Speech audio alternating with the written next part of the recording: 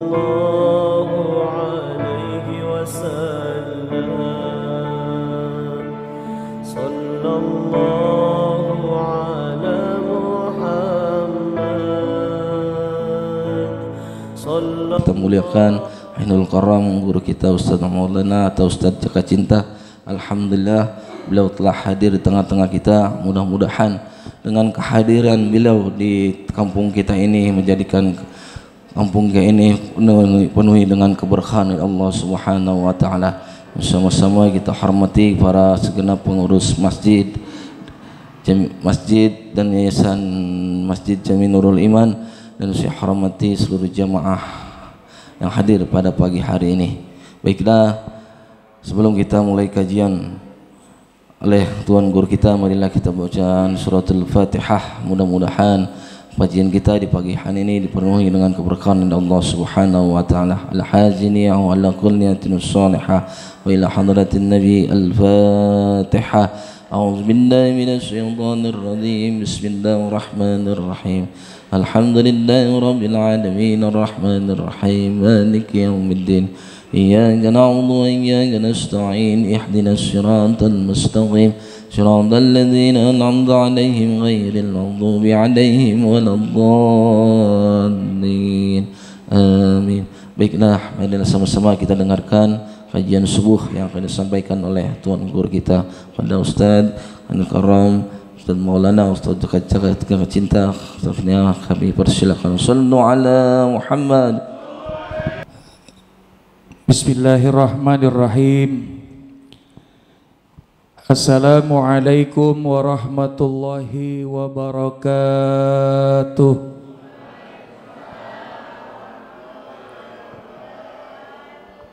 Bismillahi walhamdulillah. Wassalatu wassalamu ala rasulillah Sayyidina wa maulana Muhammad ibn Abdillah wa ala alihi wa sahbihi wa mawalah. La haula wa la quwwata illa billah. Amma ba'du wa ba'da tahiyyah. Faqala Allah Ta'ala fi kitabihil karim. A'udzu billahi minasy syaithanir rajim. Bismillahirrahmanirrahim. Mathalul ladzina yunfikuna amwalahum fi sabilillah kamasali habbatin ambatat sab'a sanabila fi kulli sumbulatin mi'atu habbah wallahu yudha'ifu liman yasha' wallahu wasi'un alim. Wa qala Rasulullah sallallahu alaihi wasallam la tazullu qaddam 'abdin yaumal qiyamati hatta yus'ala an arba'in an umrihi fima afnahu wa an jasadihi fima ablahu wa an ilmihi madza amila fihi wa an mali min aina aktasaba wa fima anfaqahu. Shadaqallahul azim wa sadaqa rasuluhun nabil habibul karim wa nahnu ala dzalika minasyahidin wa syakirin walhamdulillahi rabbil. Aiba'il kiram yang sama kita hormati, yang kita muliakan, pengurus DKM Masjid Nurul Iman Pondok Jaya, Al-Mukarram Al-Muhtaram Bapak Ustadz Haji Husin beserta seluruh staf dan jajarannya, termasuk orang-orang tua kita yang hadir pada kesempatan pagi hari ini, guru-guru kita yang membersamai kita, juga Al-Mukarram Ustadz Jahri yang tadi telah membuka, mengawali kajian kita pagi hari ini. Senantiasa penuh harap dan doa kita doakan mudah-mudahan orang-orang tua kita, guru-guru kita selalu diberikan kesehatan oleh Allah Subhanahu wa taala. Bapak Ibu semua kabarnya sehat, Bu? Bapak sehat, Pak? Alhamdulillahirabbil alamin. Tanpa tersebut tertata satu persatu namanya, tapi insya Allah tidak mengurangi rasa ta'zim, rasa hormat dan mahabbah senantiasa mudah-mudahan segala rangkaian ibadah kita pada hari ini diterima oleh Allah Subhanahu wa taala. Patut kita bersyukur kepada Allah, pagi hari ini Allah Subhanahu wa taala kumpulkan kita di tempat yang mulia, di tempat yang terbaik, waktu yang terbaik dalam keadaan yang terbaik. Di tempat yang terbaik adalah masjid, mushola, dan di antara tempat-tempat yang Allah Subhanahu wa taala pilih termasuk tempat yang terbaik. Alhamdulillah, dalam waktu yang terbaik.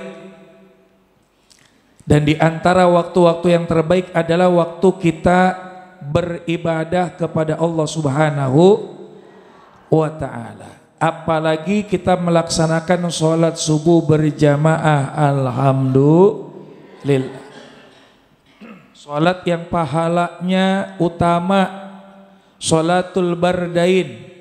Sholat di antara dua sholat ini, satu di antaranya adalah sholat subuh. Dan mudah-mudahan Allah Subhanahu wa taala menjadikan kita, menggolongkan kita menjadi hamba-hamba yang terbaik. Amin ya rabbal alamin. Salawat ma'asalam tercurah keharibaan Imamul Anbiya, Sayyidul Asfiya, Nabi besar kita Muhammad sallallahu alaihi wasallam. Bapak Ibu hadirin jamaah yang dirahmati Allah Subhanahu wa taala. Kita sekarang ini sudah masuk di 10 terakhir bulan Sya'ban. Orang Betawi, orang Pondok Jaya bilang bulan Sya'ban ini bulan roah. Benar apa benar? Bulan yang dimana sebelum masuk di bulan suci Ramadan kita silaturahim. Kita juga mengirimkan doa untuk para arwah-arwah orang-orang tua kita yang telah berpulang ke rahmatullah. Ada yang wafatnya udah 50 tahun, ada. Kemarin saya ziarah ke Pondok Pinang. Persis saya punya nenek, punya enyak dimakaminnya di Pondok Pinang, dekat makam Syekh Sulaiman Barzah. Makanya disebut Pondok Pinang itu ada satu gang namanya Gang Keramat. Kan di situ ada salah satu keramat kumpi Pondok Pinang, Syekh Sulaiman Barzah. Ketika saya lihat di Batu Nisan wafat 1986, berdekatan sama saya punya kakek 1987. Berarti sudah 39 sampai 38 tahun wafat menghadap Allah Subhanahu. Ibu pernah kepikiran enggak, ngebayangin saya kalau lamanya kayak gitu di alam kubur sepi sendirian, betapa kagak? Bu, kalau kita lagi mati lampu, sholat berjamaah mati lampu enak. Kenapa? Rame, betul enggak? Bayangkan ketika Allah Subhanahu wa taala sudah wafatkan seseorang dalam keadaan sendiri, gelap, dihimpit dengan tanah dan lain sebagainya. Siapa yang akan membersamai kita kecuali amal ibadah kita. Dan biasanya ketika orang sudah wafat meninggal dunia, Allah Subhanahu wa taala terangkan di dalam Al-Qur'an, mereka berharap akan bisa dapat dibangkitkan kembali ke muka bumi. Apa yang mereka harapkan? Rabbi laula akhartani ila ajalin qarib fa asadaqqa wa akum minas shalihin. Mereka berharap kepada Allah Subhanahu wa taala, ya Allah, sekiranya kau bisa tunda kematian kami, tunda dah. Aku berjanji. Apa janjinya? Yang pertama, fa'asodako, aku akan bersedekah. Yang kedua, wa akum minas shalihin, aku berjanji akan menjadi orang yang soleh. Tapi kalau kata orang Pondok Jaya bilang nggak begini, lu mau ngomong doang. Kalau masih hidup mah orang begitu, ini mau udah meninggal aja ngomong begitu. Betul apa betul? Janjinya, harapannya sudah tidak akan lagi dapat memenuhi, sebab tidak akan mungkin dikembalikan lagi ke atas muka bumi, dihidupkan oleh Allah Subhanahu wa ta'ala. Karena itu saya mau tanya Bapak Ibu jujur, kalau ada sesuatu yang hilang dari diri kita terus balik lagi, kira-kira senang apa enggak? Senang apa enggak? Dulu pernah datang seorang pengemis kepada Rasulullah Shallallahu Alaihi Wasallam. Pengemis ini datang ke rumah Rasulullah, bilang kepada Rasulullah, wahai Rasul, berikan aku sedikit makanan ya Rasul. Kemudian Rasulullah Shallallahu Alaihi Wasallam memanggil istri tercintanya, Sayyidatuna Ummul Mukminin Aisyah radhiyallahu anha. Wahai istriku, apakah engkau punya makanan atau sesuatu yang bisa kita berikan kepada saudara kita? Istrinya menjawab, ya Rasulullah, kita udah kagak punya makanan. Kita nggak punya apa-apa ya Rasul.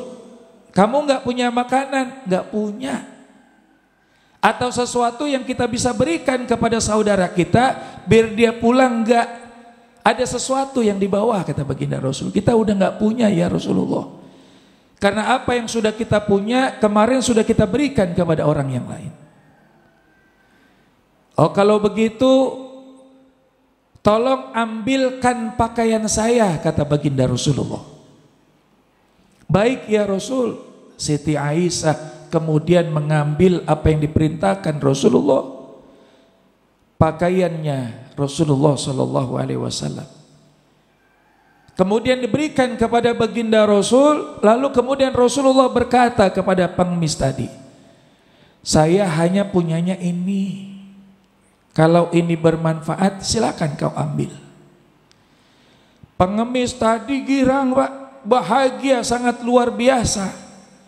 Dia bawa pakaian ini kemudian ke pasar, dibuat sayembara, dibuat lelang. Siapa yang mau bajunya Rasul? Siapa yang kepengen punya bajunya Rasul? Saya jual bajunya Rasulullah Sallallahu Alaihi Wasallam. Sampai akhirnya terdengar di penduduk pasar bahwa ada seseorang yang sedang membuat sayembara melelang bajunya Nabi Muhammad Rasulullah Sallallahu Alaihi Wasallam. Dan berita ini sampai akhirnya terdengar pada seorang saudagar kaya, tua tapi buta. Bu, Pak, masih ada Pak? Alhamdulillah. Sampai berita ini kepada saudagar kaya, terus tua tapi buta. Saudagar ini berkata kepada pembantunya, dulu budaknya, wahai pembantuku kesini. Aku dengar di pasar ada seseorang yang menjual baju Rasul. Kau pergi ke pasar, berapapun harga yang diminta, dengan harga yang paling tinggi bayar. Nanti kalau kau sudah dapatkan bajunya Rasul, kau bawa kepadaku, hadiahnya kau akan aku bebaskan. Ini kata saudagar tadi. Berangkat Kemudian pembantunya ke pasar, di sana didengar sayembara. Biasanya kalau lelang yang dikasih yang nawar paling murah apa yang nawar paling mahal? Paling mahal. Ada yang nawar tinggi, ditawar tinggi lagi. Ada yang nawar tinggi lagi, ditawar tinggi lagi. Sampai akhirnya harga yang paling tertinggi itu didapatkan oleh pembantu saudagar tadi. Setelah dia dapatkan bajunya Rasul, pakaiannya Rasul, dibawa kepada saudagar, kepada tuannya, wahai tuan, ini aku sudah dapatkan apa yang kau inginkan, baju Rasul, aku berikan kepadamu. Kemudian saudagar tadi setelah memegang baju Rasul, kemudian ia berkata, ya Allah, aku berharap ridho darimu dan syafaat Nabi Muhammad Rasulullah sallallahu alaihi wasallam, maka sembuhkan, kembalikan kembali penglihatanku. Diusaplah baju Rasul ke wajahnya saudagar tua kaya raya tadi. Setelah diusap, berkat izin dari Allah Subhanahu wa taala, alhamdulillah penglihatannya dikembalikan lagi oleh Allah Subhanahu wa taala.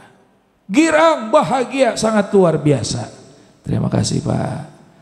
Ini gelas jarang-jarang model begini, jangkung amat ini. Gelas ya. Gelas bisa jangkung begini, alhamdulillah. Kalau burung kayak burung apa ini Bu ya? Kayak burung bangau. Saking girangnya ini saudagar kaya, penglihatannya telah dikembalikan oleh Allah Subhanahu wa taala, berkata kepada pembantunya, mulai saat ini kau aku bebaskan. Bukan lagi menjadi budak, kau sekarang menjadi orang yang bebas. Aku akan pergi ke rumah Rasulullah sallallahu alaihi wasallam. Berangkat saudagar kaya raya yang tua tadi ke rumah Rasulullah. Assalamualaikum. Belum ada yang jawab, dia ulang lagi salamnya. Assalamualaikum. Alhamdulillah udah ada yang jawab, dibuka pintu sama istri Nabi, kerekek. Ada apa Tuhan? Aku ingin berjumpa dengan Rasulullah. Sebentar dipanggil Rasulullah. Ada apa wahai sahabat? Kata Rasulullah. Ya Rasul, aku datang untuk mengembalikan pakaianmu. Kata Rasulullah, pakaian yang mana? Aku dapatkan pakaian ini di sebuah pasar dari pembantuku. Ada seseorang yang membuat sayembara, yang membuat lelang. Berkah dari pakaian ini mataku telah dikembalikan kembali, disembuhkan oleh Allah Subhanahu wa ta'ala. Aku bersyukur, aku senang, aku girang, aku kembalikan lagi pakaian ini kepadamu. Kemudian Rasulullah tersenyum. Lebar senyumnya, merasa bahagia. Rasulullah dipanggil kemudian Siti Aisyah. Wahai istriku, coba kau lihat, sambil tersenyum Rasulullah. Berkat dari sedekah yang engkau berikan kepada saudagar kita tadi, yang pertama, berkah sedekah si miskin sudah tidak lagi menjadi orang miskin karena sudah dipenuhi kebutuhannya oleh Allah Subhanahu wa ta'ala. Sudah mendapatkan uang yang cukup dari saudagar yang kaya. Kalau sekarang kan modelnya lain. Orang miskin udah banyak punya duit, kadangkala di kampungnya kebunnya banyak, rumahnya gede, mobilnya bagus, bahkan rumahnya, duitnya lebih banyak ketimbang sama yang ngasih. Betul apa betul? Kemarin di berita digerobak 10 juta, Dahal mah yang ngasih duit cuma 50.000. Betul nggak? Itu berarti bukan orang miskin, orang serakah. Orang serakah itu mah duitnya wajah banyak, di sini mah gembel, di kampungnya mah masya Allah. Betul apa betul? Dan rumahnya pada gedong-gedong banget, gede-gedean dia sama rumah-rumah kita mah. Mengapa? Itu berarti bukan orang miskin, pura-pura miskin. Kemudian Rasulullah berkata, wahai istriku yang kedua, berkah sedekah Allah menyembuhkan yang sakit. Matanya buta karena sedekah tadi yang telah engkau berikan. Wasilah sedekah tadi Allah berikan kesembuhan. Mudah-mudahan kalau ibu-ibu sedekah yang sakit pada sehat. Ya Rabbal, yang lagi sulit diberikan kemudahan oleh Allah Subhanahu wa taala. Yang belum punya keturunan diberikan keturunan. Yang belum nikah mudah-mudahan bisa nikah. Yang jawab nenek-nenek, nikah amin lagi katanya mah. Mau nikah lagi. Yang keempat kata baginda Rasulullah, karena sedekah dibebaskan seseorang dari budak. Dan yang keempat, karena sedekah apa yang telah kita berikan kembali lagi. Itu baju, pakaian udah kita kasih sama orang, balik lagi itu sama kita. Karena itu Allah Subhanahu wa taala firmankan di dalam Al-Qur'an bagaimana menggambarkan sedekah. Dikatakan bismillahirrahmanirrahim. Ulang sepi amat ini. Bismillahirrahmanirrahim. Ya kan kalau ada berarti orangnya masih ada, itu saya takut kalau nggak digituin empes saja. Mathalul ladzina yunfikuna amwalahum fi sabilillah kamathali habbatin ambatat sab'a sanabil fi kulli sumbulatin mi'atu habbah wallahu yudha'ifu liman yasha' wallahu wasi'un alim. Perumpamaan orang yang menginfakkan hartanya di jalan Allah, dia sedekah, dia berinfak, seperti sebutir biji yang menumbuhkan 7 tangkai. Pada setiap tangkai ada 100 biji. Allah melipat gandakan bagi siapa yang ia kendaki. Allah maha luas, maha mengetahui. Ngasih 1000, pahalanya 7 kali lipat sampai 700 kali lipat, bahkan lebih. Sebagaimana dikatakan Allah dapat melebihkan berapa kali lipat sesuai dengan siapa yang Allah kehendaki. Karena inilah orang-orang yang telah wafat meninggal dunia berharap dapat kembali lagi. Kemudian amalan yang dilakukan pertama adalah ia ingin bersedekah. Sebab ketika wafat meninggal dunia ditampakkan oleh Allah Subhanahu wa taala pahalanya di dalam kubur, diterangi oleh Allah Subhanahu wa taala kuburnya, diluaskan, dilapangkan kuburnya karena amal bersedekah. Dan di antara orang-orang yang mendapatkan keutamaan dari Allah Subhanahu wa taala, yang pahala itu terus mengalir ketika telah wafat meninggal dunia, yaitu amal jariyah, sedekah kita, infak kita di jalan Allah Subhanahu wa ta'ala. Mudah-mudahan kita termasuk dari golongan orang-orang yang bersedekah. Amin ya rabbal alamin. Dan kemudian kita belajar siapa sih orang-orang yang mendapatkan fitnah kubur, orang-orang yang juga diselamatkan dari fitnah kubur. Ada 3 penyebab fitnah kubur yang saat ini kita akan sama-sama pelajari. Pertama, minal ghibati. Apa itu minal ghibati? Al-ghibatu zikruka akhaka bima yakrahu. Ghibah adalah menyebutkan, menceritakan sesuatu yang ada pada seseorang di belakang orang tersebut tanpa diketahui oleh orang yang dibicarakan. Kalau ia tahu dibicarakan perkara-perkara yang tidak menyenangkan, yang membuat hatinya barangkali menjadi sakit hati, itu namanya ghibah. Kira-kira sering apa kagak begitu?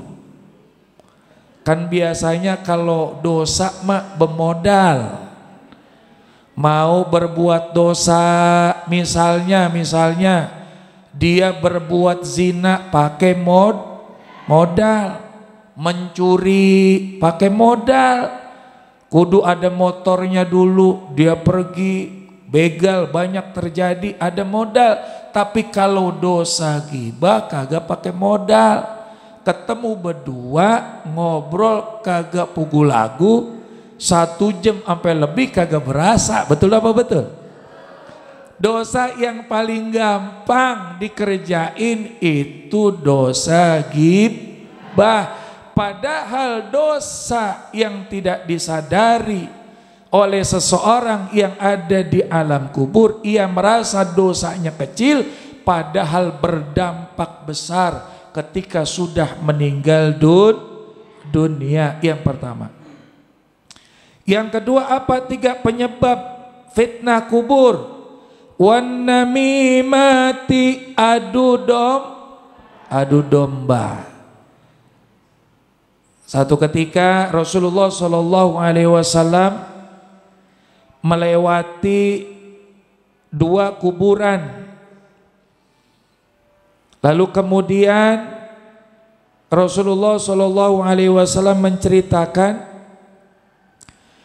bahwa ketika Rasulullah melewati 2 buah kuburan, beliau bersabda, sungguh kata baginda Rasulullah, keduanya sedang disiksa. Mereka disiksa bukan karena perkara besar. Dalam pandangan manusia yang sudah meninggal dunia dianggap bukan dosa besar. Salah satu dari 2 orang ini semasa hidupnya, yang pertama wal baul, tidak menjaga urusan buang air kecil, dan yang kedua adalah namimah, mengadu domba. Kemudian para sahabat ketika Rasulullah SAW mengambil pelepah kurma yang masih basah, lalu kemudian Rasulullah SAW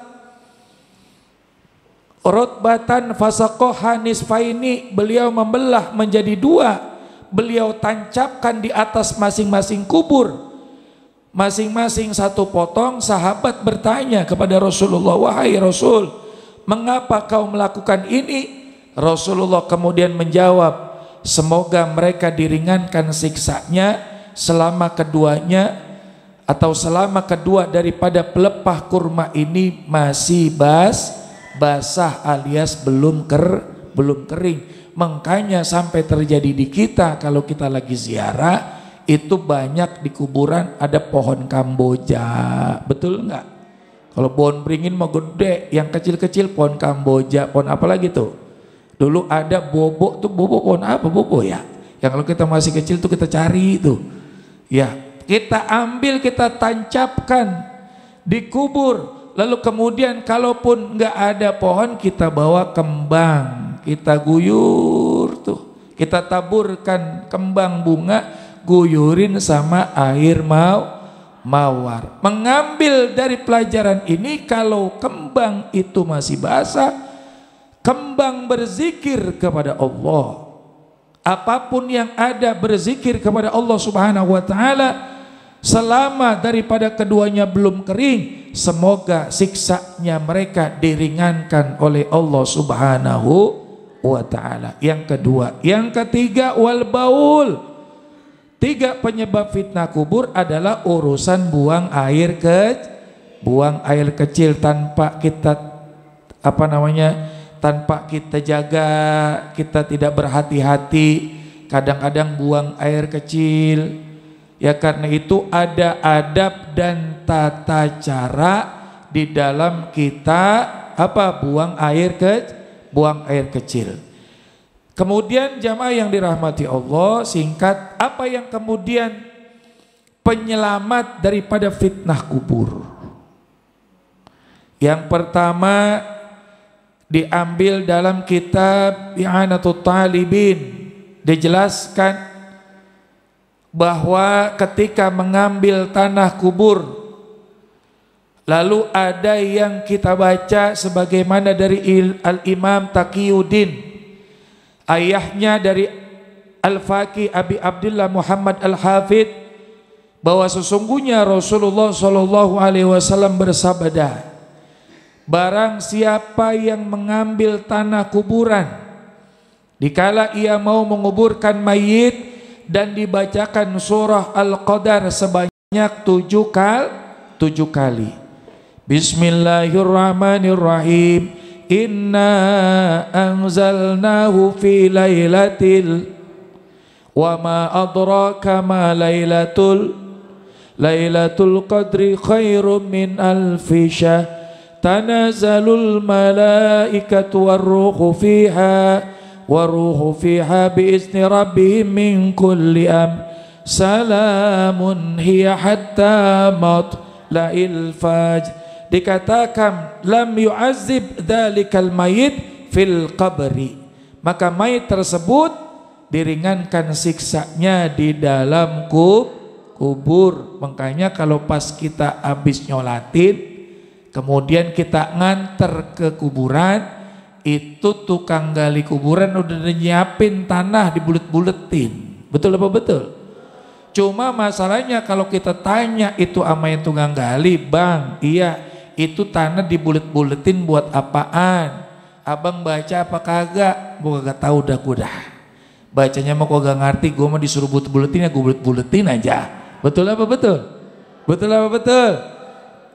Padahal bukan hanya sekedar buat ganjel papan, diajarkan oleh baginda Rasul, tanah itu kita ambil, bacakan inna anzalna fi lailatul qadr 7 kali, campurkan tanah yang sudah kita baca ke dalam tanah kubur yang akan yang akan memendam daripada jenazah tersebut.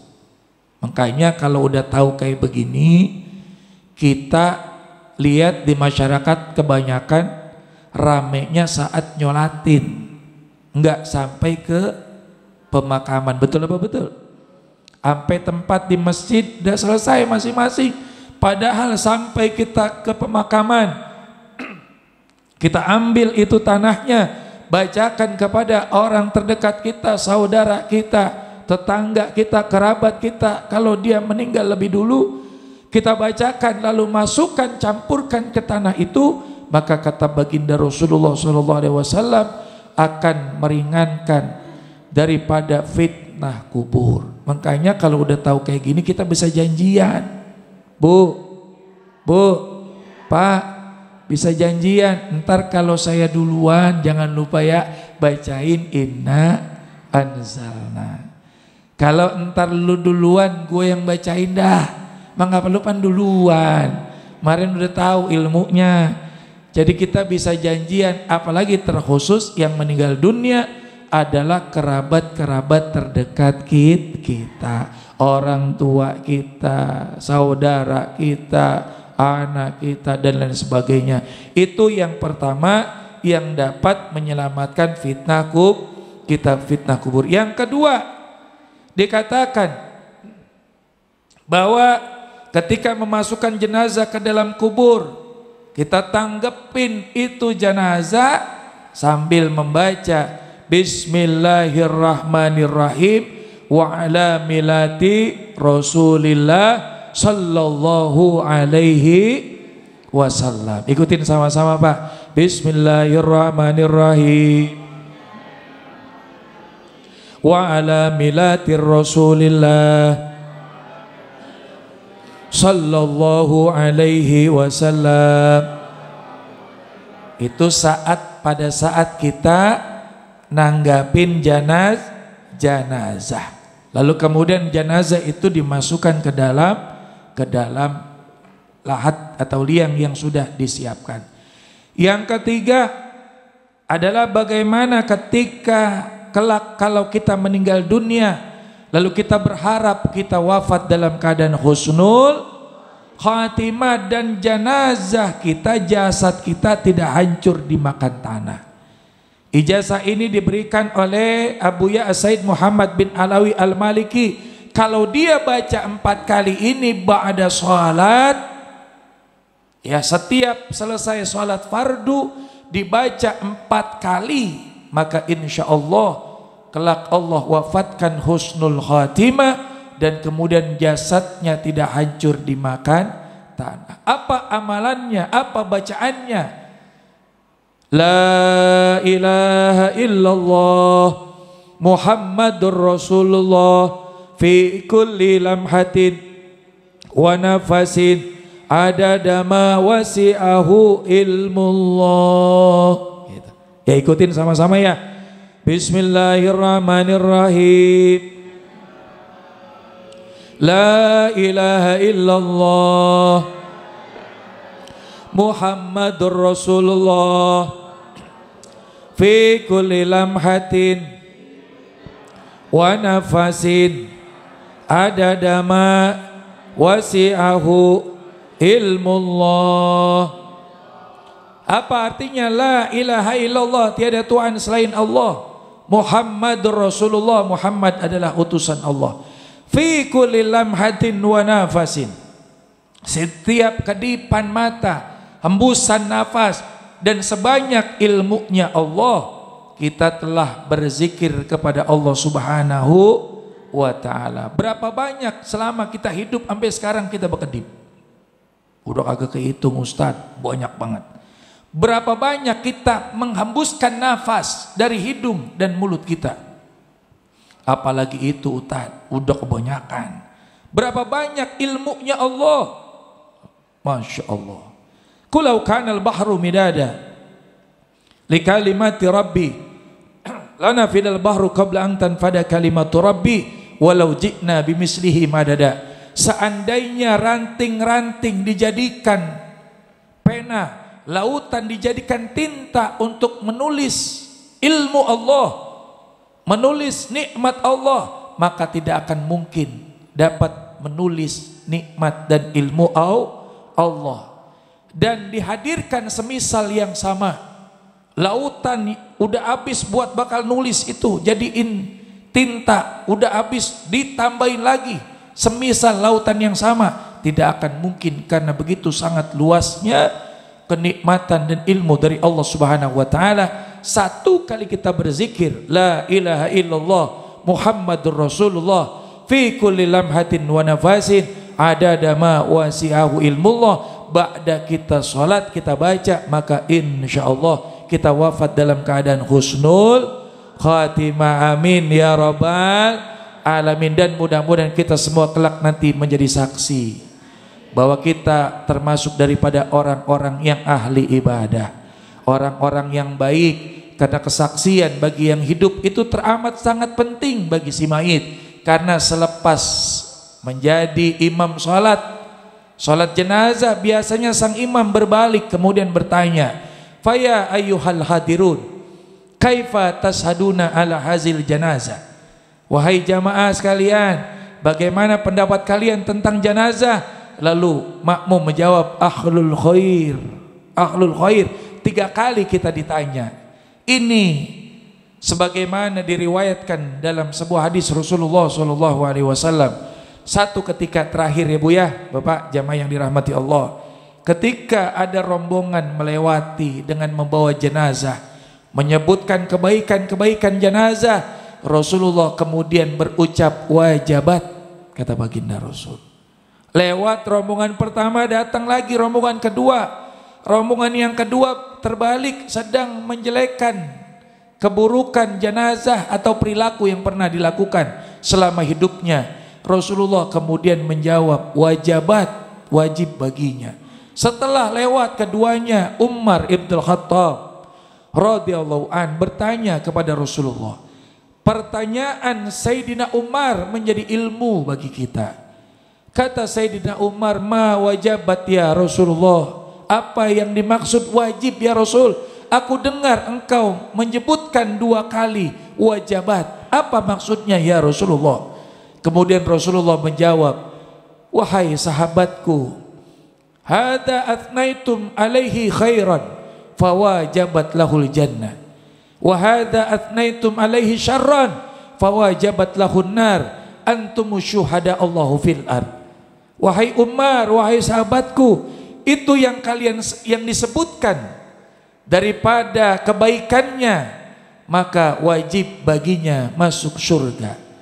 Dan ini yang disebutkan daripada keburukannya, wajib baginya masuk neraka. Antum syuhada Allah fil ard, kalian adalah para saksi Allah di muka bumi. Karena itu termasuk dari ajaran baginda Rasul, ketika kita sedang atau sudah ya mensolati jenazah, di sana ada kesaksian yang diberikan dari lingkungan sekitar, kerabat dan lain sebagainya, bahwa jenazah termasuk daripada ahlul khair, sehingga memudahkan untuk masuk ke dalam syurganya Allah subhanahu wa ta'ala. Faya ayyuhal hadirun, kaifa tashhaduna ala hadil janazah ahlul khair, ditutup antumu syuhada Allah fil ard, al-fatihah. Begitu. Dan mudah-mudahan dari 3 fitnah kubur dan 3 penyelamat kubur dapat menjadi ilmu yang bermanfaat buat kita. Dan mudah-mudahan sedekah yang kita berikan, terkhusus kita sambut datangnya bulan suci Ramadan, kita siapkan diri kita, kita siapkan segala sesuatunya untuk kita bisa maksimalkan. Kita sambut Ramadan dengan sejuta cinta. Mudah-mudahan Allah subhanahu wa ta'ala berikan kita berkah di bulan Sya'ban, disampaikan di bulan suci Ramadan. Allahumma barik lana fi Sya'ban wa balighna Ramadan, amin ya rabbal alamin. Kita tutup dengan suratul Fatihah. Mudah-mudahan doa-doa kita dijabah oleh Allah. Allah subhanahu wa ta'ala senantiasa terus memberikan kita sehat wal afiat, panjang umur dalam rangka taat ibadah kepada Allah subhanahu wa ta'ala. Dan mudah-mudahan Allah berikan kita kemudahan dalam segala urusan kita. Allah jadikan anak-anak kita menjadi anak yang soleh soleha, ala hadina wa ala kulli niyatin salihah. Al-Fatihah. A'udzubillahi minasyaitonir rajim. Bismillahirrahmanirrahim. Alhamdulillahi rabbil alamin, arrahmanir rahim, maliki yaumiddin. Iyyaka na'budu wa iyyaka nasta'in, ihdinas siratal mustaqim, siratal ladzina an'amta 'alaihim ghairil maghdubi 'alaihim waladdallin. Amin. Rabbighfir lana wa liwalidayna, amin. Demikian hadirin Bapak Ibu yang dirahmati Allah, lebih kurangnya mohon maaf. Wallahul muwaffiq ila aqwamit thariq. Assalamualaikum warahmatullahi wabarakatuh.